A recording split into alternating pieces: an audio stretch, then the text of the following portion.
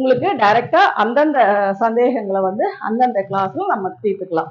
உங்களுக்கு என்ன டவுட்ஸ் வந்தாலும் ஒரு கட்டிங் போடுறோம், ஒரு அளவு எடுக்கிறோம் அப்படின்னா அந்த அளவுல இதை ஏன் இப்படி எடுக்கிறோம், இது இந்த அளவை எங்க நம்ம அப்ளை பண்ணணும், எந்தெந்த இடத்துல என்னென்ன ஈஸ் அலவன்ஸ் சீம் அலவன்ஸ் விடணும், எதனால இவ்வளவு விடணும் அப்படிங்கிறதுக்கான ஒரு சாப்டர்.